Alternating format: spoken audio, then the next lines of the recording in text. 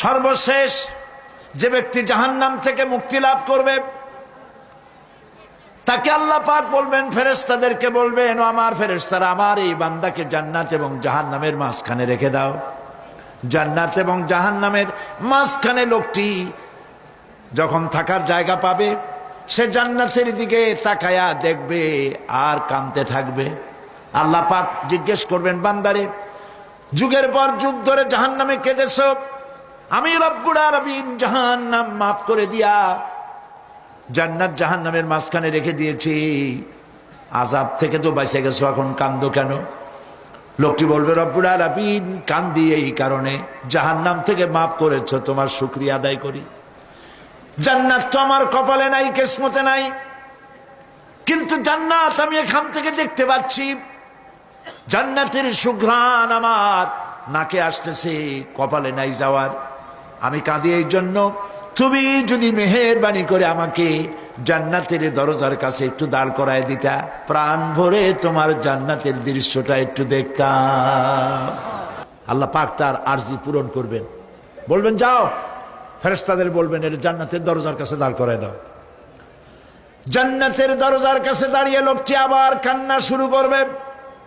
আল্লাহ পাক প্রশ্ন করবেন, এবার কান্দো কেন? লোকটি বলবে, রব্বুল আলামিন কান্দি এই কারণে, জান্নাতের এই দরজায় দাঁড়ায়া জান্নাতের অফুরন্ত নেয়ামত কিছুই ভালো করে দেখা যায় না, শুধু অল্প জায়গা দেখি। যদি তুমি আমারে দয়া করে জান্নাতের মাঝখানে দাঁড় করায় দিতা, চতুর্দিকে তাকায়া তাকায়া দেখা কলিজারে ঠান্ডা বানাইতাম। তবে আমি ওয়াদা করি, জান্নাতের কোনো নাজ নেয়ামত, কোনো ফল আমি খাবো না, ধরবো না, সইব না। একটুখানি মেহেরবানি করে মাঝখানে দাঁড় করাইয়া দাও, জান্নারে ঠান্ডা করি। আল্লাহ রব্বুল আলামিন ফেরেশতাদের বলবেন, আমার এই বান্দারে জান্নাতের মাঝখানে দাঁড় করাইয়া দে। আল্লাহর নবী বলেন, জান্নাতের মাঝখানে দাঁড়িয়ে লোকটি আগের চাইতে আরো জোরে চিৎকার মেরে কাঁদতে থাকবে। আল্লাহ পাক বলবেন, বান্দারে কি হলো তোর? দরজার কাছে আসতে চাইছিলে, আইনা দিলাম। আবার এবার মাঝখানে আসতে চাইছো, তাও এনে দিয়েছি, আবার কান্দো কেন?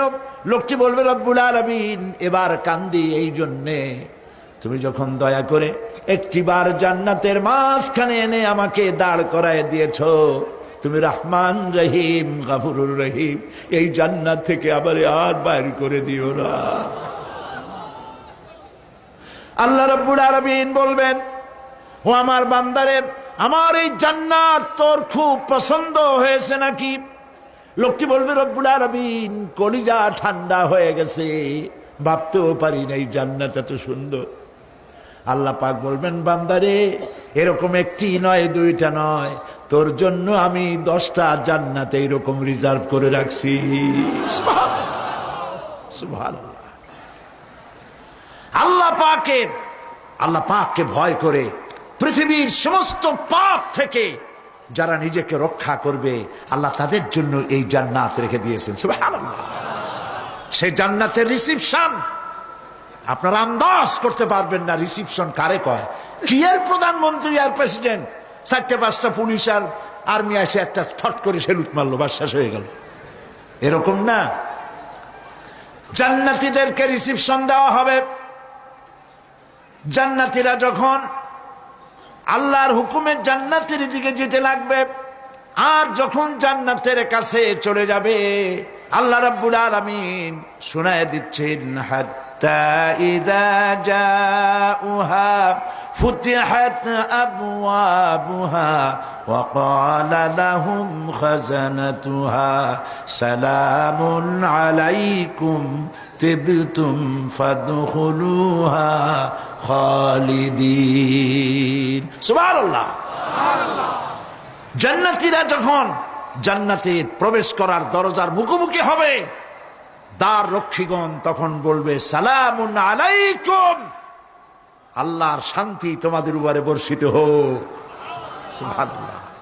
দুনিয়ার টাটকা টাটকা সুখগুলি 2 পা দিয়ে ঠেলে দিয়েছো, টাটকা সুখগুলি গ্রহণ করো নাই, হারাম খাও নাই, আল্লাহর দ্বীন কায়েমের জন্য রক্ত দিয়েছো, জীবন দিয়েছো, কষ্ট করেছো, আল্লাহকে ভয় করেছো, আমাদের সালাম গ্রহণ করো, জান্নাতের মধ্যে ঢুকে যাও চিরকালের জন্য। সুবহানাল্লাহ।